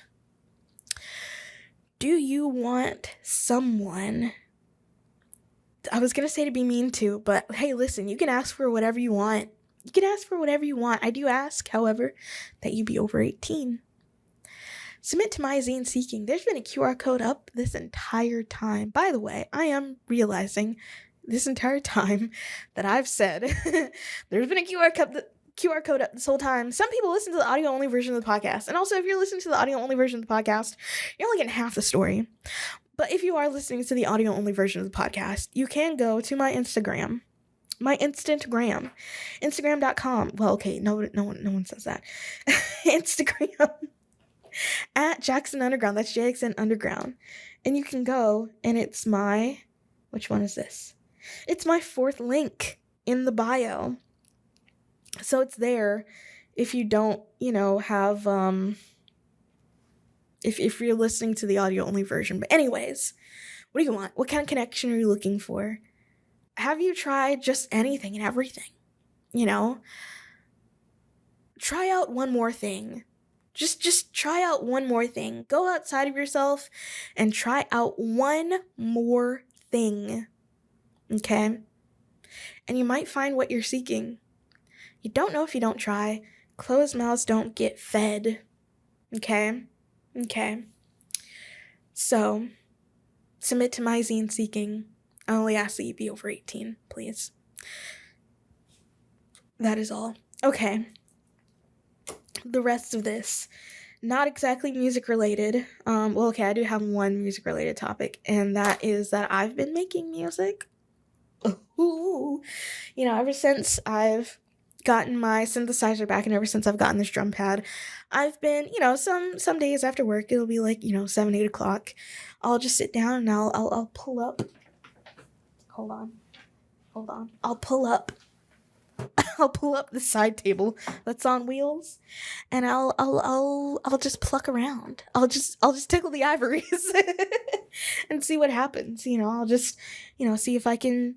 Okay, you gotta go away. Hold on. Go that way. Thank you. If I can make my own patch or use patches that I have made to try to make something new, or go through the presets on it and try to make something new. I will say I haven't tried to do this in a little while, but I think what I do want to do is try to rename some of my patches in Sound Librarian. But I've tried to use it and it didn't work. So I think I'm going to try that again after I finish doing this, because I do want to, rename my patches that I've made. So, yeah. Anywho, what was I saying? Oh, I've got right now got a whole new little music folder on my computer Dora, and I've got 1, 2, 3, 4, and 2 different versions of one track, but I think the other version I like a little bit more. Of some songs, and I've been, a lot of these are ambient, some of them aren't. I say a lot, there's literally 4. 3 of these are ambient, one of them isn't. And I'm just trying to see what kind of things I can make. I think I want to use some of these ambient tracks as like background music for this Burning Windsor interview, so I'm hoping, I actually end up liking them enough to do that.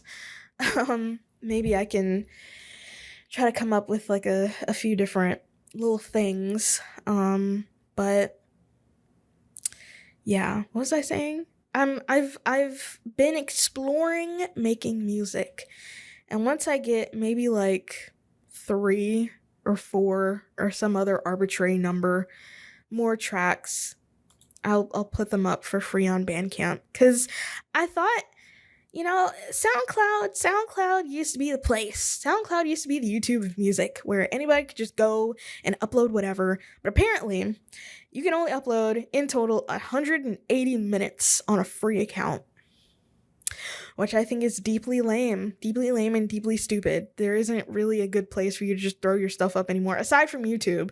But then, of course, it'll be a video, not just like music, not just audio. So, like, I mean, YouTube is a possibility.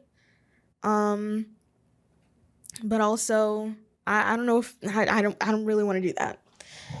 So I'm gonna put them up on Bandcamp for the free as a little demo, because a few of these I do really like. There's one I keep going back and forth on, changing stuff around with it, but I am really excited to share what I have. Like I mentioned in the last episode, or maybe the episode before last, I can't quite remember. I kind of injected it in the middle of a different topic that I was talking about. But I have posted 2 snippets. One of them is like a joke that I made to try to learn Ableton, but a snippet of a song, a different version of a song, on Instagram at Alexzeena, ALEXZEENA_. If you want to follow along with that. So yeah, I've been making the music, sort of, kind of, not really ish. Yeah, it's been fun. Honestly, it has been really fun. I kind of don't know anything about songwriting, so I'm gonna have to learn eventually. But yeah, it's been fun. I haven't touched my guitar actually, I touched my guitar to make, that's a weird way to put it. I used my guitar to make the joke track, so it's not strictly true. But anyway, maybe I do want to do a little bit more with my guitar, but right now I've been having a lot of fun with my synth. So yeah. Anyhoopst. So something that I haven't really talked about, at least on the pod, I've made several videos on my main channel about The Sims. So many videos. Well, okay, maybe not so many. Chief among them being a iceberg video when those are on and poppin', which they are still on and poppin', which is crazy to think about, because I made that iceberg video like 4 years ago, something like that. I think I was unemployed when I made it. Yeah. So almost 5 years ago, I made that video, and people are still making iceberg videos, which is honestly slay. But I made the first Sims iceberg video, okay, and that's like my most popular video on my channel. I'm very proud of it. I had a lot of fun making it, and when you're unemployed, you just gotta find things to do. and making videos was my thing to do at the time. So all that to say is that I would say I am maybe not a super fan, but I was really into The Sims ever since I was like 7 years old, like young. That's been my prevailing thing throughout my life. My one consistency, has been The Sims. I've played several versions of The Sims 2, whether that be on PC or a few different console versions. Of course, the PC version will always reign supreme to me, but the PSP version honestly bangs, and the DS version is not that bad either. There are a lot of stinkers. There are some good ones. Castaway, that's a pretty good one. The DS version of Castaway, that was a lot of fun. I've not played the PC version of Castaway, which is interesting. I've played The Sims Life Stories, which that's the only Sims game, well, the only Sims PC game that I ever spent money on was The Sims Life Stories. Because, my parents shipped me off to my grandparents for like several weeks. Okay, maybe it wasn't several weeks, maybe it was like 2 weeks. It felt like a really long time to me when I was in like middle school or something. Instead of putting me in like summer programs, they just shipped me off to my grandparents' house. And my grandparents had a Windows XP computer with no internet. In fact, it's just my grandma now. She only just now got internet. So, in order to pass the time, because again, I had no internet, and did I? Yes, I did have my laptop at the time, but again, no internet. And at that time, I was playing like Hava Hotel and RuneScape, so again, no internet. We went to Walmart and I saw, and this is crazy because this had to be not 14, 20, it was in the 2010s, and I saw the game, The Sims Life Stories, which was not the regular PC version of The Sims, but it's slightly different. There's three versions. There's Life Stories, Pet Stories, and Castaway Stories. Castaway Stories is definitely the most unique of the three, because, Life Stories was just, the base game, kind of stripped down a little bit, and there's a story mode, or there's 2 different story modes. And then Pet Stories, I think, again, is 2 different story modes, but with pets. And then Castaway was, you're a castaway on like an island. And I really wish, and I know they won't do this now, and I feel like I'm diverging from the topic, but just let me rant for a bit. They're not going to do this anymore, but they used to be, EA, Maxis, they used to be adventurous. They used to do stuff like that. They had The Sims Medieval, that was made with the Sims 3 engine. They're not going to do anything like that for The Sims 4. I mean, they have the console versions, but that's not really that freaking different, I mean, the console versions for The Sims kind of stopped being different after The Sims 3, because the console versions for The Sims 2, and of course there's like busting out and stuff like that, but I never really got into that generation.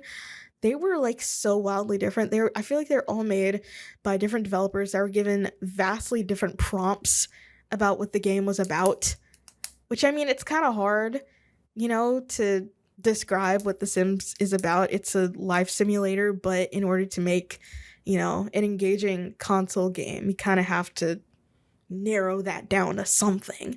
And there are some hits and there were a lot of misses. But what was I saying? They used to be adventurous.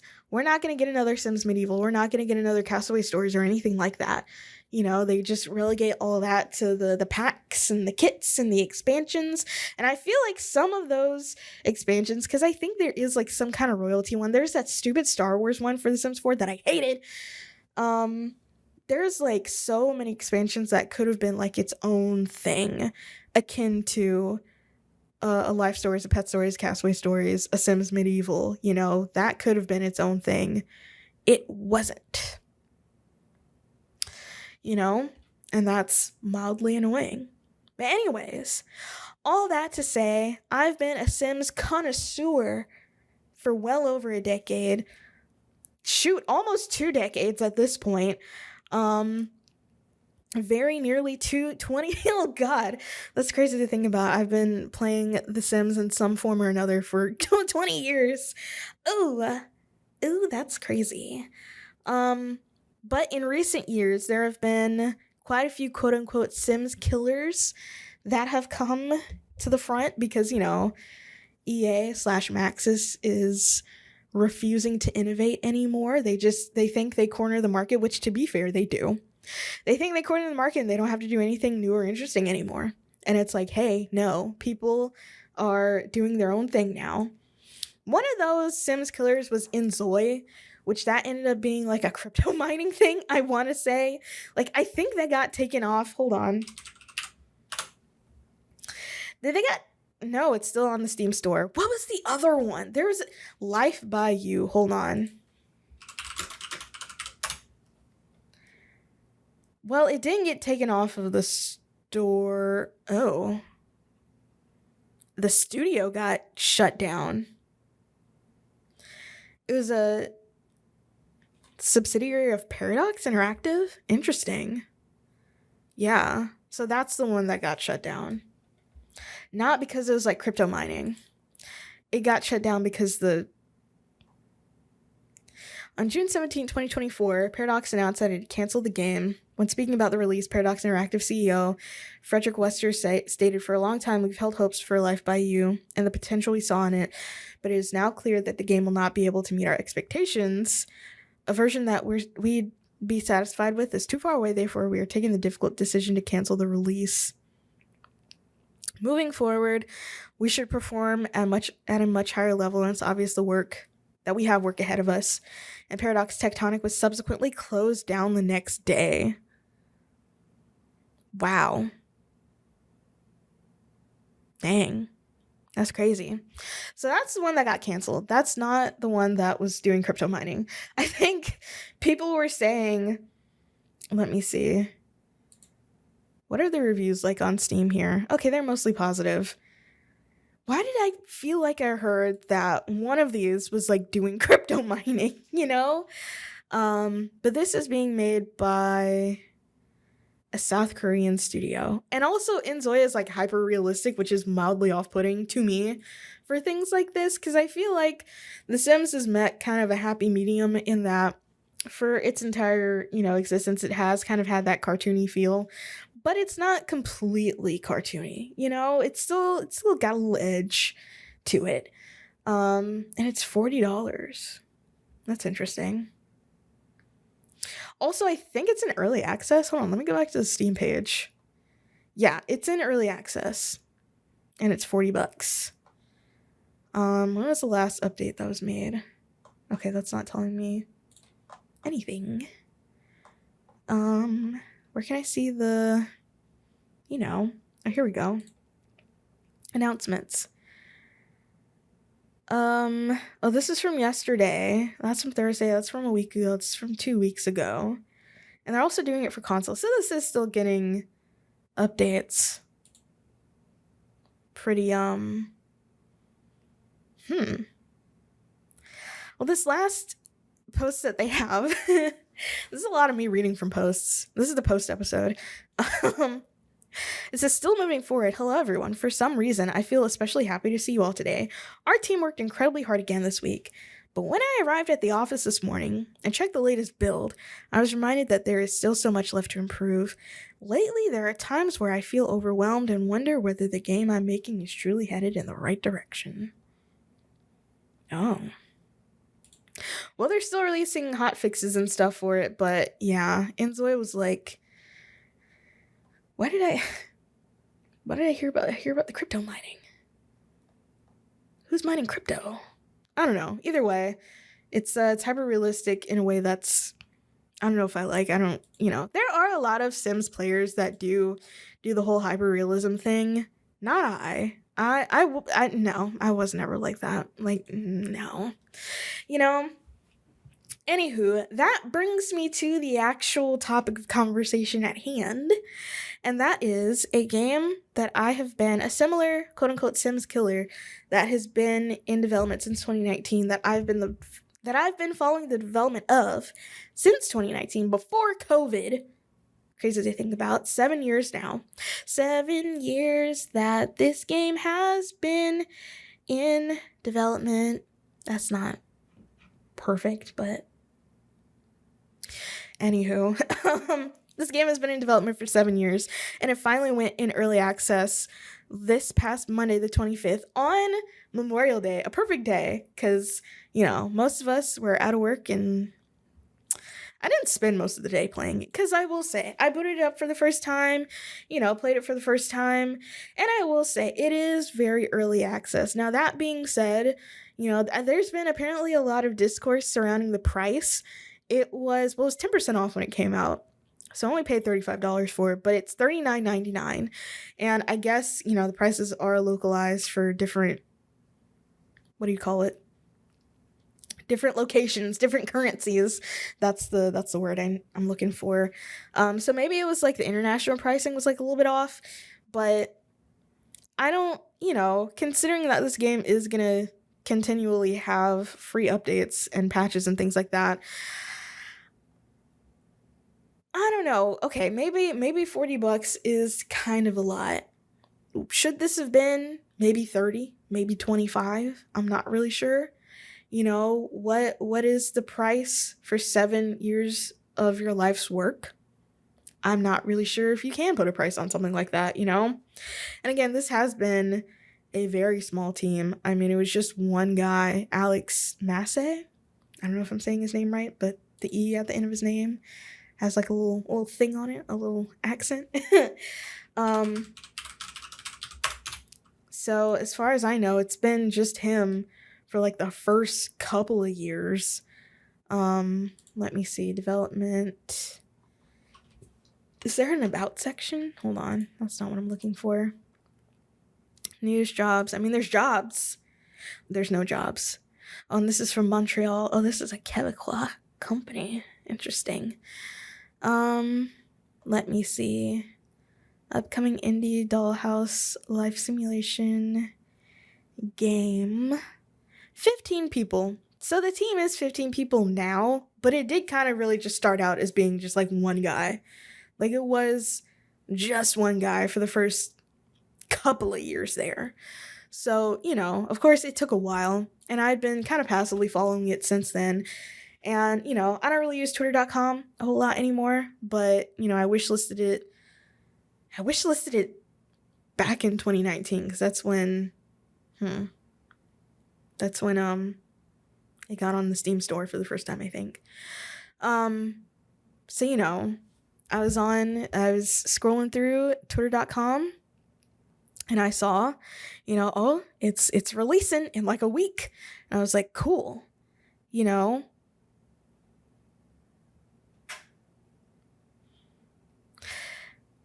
Okay, I just saw some, let me close that.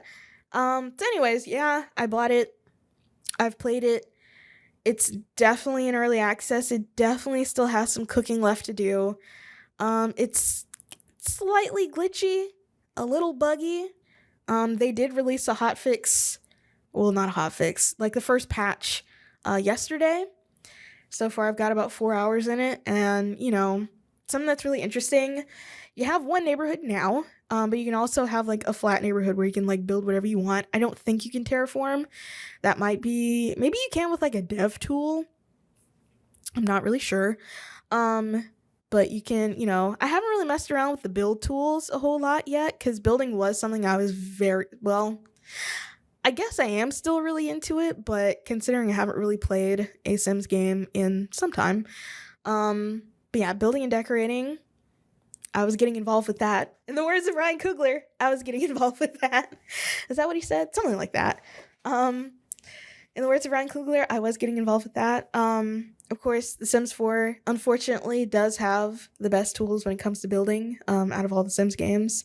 Unfortunately for the gameplay, it's kind of lacking in that regard, even though there's like a million packs adding a million different things. It still doesn't make the gameplay any more fun. But we're not here to talk about The Sims, okay? Or The Sims 4. Something else, though, what's really crazy, something that I felt, is that this game, made by a handful of people over the last 7 years, pretty much from scratch, the early access version reminded me so much of The Sims 4 when it first came out. Because a fun fact, Sims 4 came out on like my 15th birthday. So, I was not seeding the torrents. I was just downloading the torrents. I was there. I was there the day it came out. I downloaded it, didn't pay for it, of course, downloaded it, and booted it up for the first time. Of course, I had not even slightly, much worse hardware, and it was not super well optimized at the time. Because now it's got like a whole like laptop mode or laptop version or something like that. That is probably a little bit better optimized for not as great hardware, but at the time, there's just one version. There wasn't even a 64-bit version, I want to say, at the time, which is crazy because this is a much bigger company, probably way more people on the dev team, and the 1.0 version for that was the same as, more or less the same as, this freaking indie game. Made by a handful of people. And that's so crazy. So I think for that reason, I do still like it. I just think it has some growing to do. I think it has, some updates that it needs to go through. There is kind of a roadmap that's out now for, how did I close that? For, what's planned for the future. Because, right now we have features available. Open world. I do like the open world element. Of course, it doesn't run super well. I have a pretty decent computer, but even still, it doesn't run super duper well. Maybe if I lowered the graphics settings a little bit, it might run a little bit better. But right now, it's still kind of stutters a little bit. They did put out a fix sort of for it, and I played it a little bit today, but it's still kind of not all the way there yet. Day-night cycle. You got work, rabbit holes, which means your, what are you called? Parafolk goes into a place and you don't really see them work. Kind of like how it is for The Sims 3. Which it doesn't really have that for The Sims 4. In Sims 4, they get in a car. And 2. Don't know about 1 because I haven't really played 1. They get in a car and they just disappear. They go wherever. Career progression, personality traits, emotions, wants, skills, needs, social interactions, relationship development, multi-selecting characters and doing anything as a group, cooking system, house fires, bills, having children, aging and death, character autonomy, shops and restaurants, museums and collections, and modding tools. And there are already mods for this game. A day after it came out, there were mods for the game. Now, I do know that, I'm sure they gave some people even earlier access to the game because I was seeing videos from it like a couple days before it even came out in early access. So I know they gave probably some modders some access to it, and there's like already kind of a lot on the Steam Workshop, which is crazy that there's so much. But they have planned features, weather and seasons, which that's usually expansion in The Sims. A calendar, which usually going along with seasons, that's in an expansion in The Sims. Family tree. I don't even think The Sims 4 had a family tree initially. Like, it took a while for them to add that. Dogs, cats, and horses. That was, again, an expansion in The Sims. Cars and bikes. They have, like, bike objects throughout the town, and the town has a name, but I forgot the name of the town. Boats and houseboats. Houseboats was in an expansion in The Sims 3. Swimming. There were no pools in the initial release version of The Sims 4. It's crazy to think about. Story progression for NPCs, gardening and fishing, organizing social events, calling pairs over the phone and chatting online, tools to edit and create towns, which currently The Sims 4 does not have that at all, when I feel like in the previous games, the ability to make your own neighborhoods, even though in the previous games, maybe in 3, and also in 4, but 4, yeah. But 3 and kind of 2, your selection of neighborhoods or worlds that you could play in was fine. But being able to make your own, which it was a little bit more of an involved process with The Sims 3, because you had to use, like, create a world, like, to make a terrain, and that's, like, a whole separate thing that I never really got into. But with The Sims 2, you could just use SimCity 4. plonk down some roads, do some terraforming, boom, you have a map. That's honestly so cool. So very cool. And then you have more personality traits, wants, emotions, jobs, etc. So there's like a lot more planned, you know? And I will say, I do like the art style for the parafolks and, you know, the other objects and stuff. You know, I feel like it does a good enough job to differentiate itself from some of the other games of this kind, other life simulation games. Which, I mean, there's not really that many other life simulation games that aren't The Sims, so, you know. But, you know, I feel like maybe the build tools were prioritized, you know, especially if, as I was watching the development of this game, you got a lot of stuff about build tools. Build and buy, so much stuff about it. Whereas the actual gameplay was kind of, I don't know, I didn't see as much about that. Maybe because I stopped using Twitter at some point in the last couple of years, and therefore I wasn't seeing as much about it as before. And you know, they showed a lot about the Paramaker. I was gonna say Create a Sim, but no, the Paramaker. But as far as like the actual gameplay went, not a whole lot that I saw about it, you know? So since they spent so much time working on the build tools for this, I expect them to be superb. So maybe at some point, I'll try to, you know, make a little house, get a little house made, try to do something with that. But as of right now, you know, as being the Sims connoisseur that I am, I will say it needs to cook. It needs to marinate. It needs more time in the oven. But it's in early access, you know? So more is coming. And again, comparing this to the release version of The Sims 4, it's kind of crazy how similar they are versus when the circumstances are so different, you know?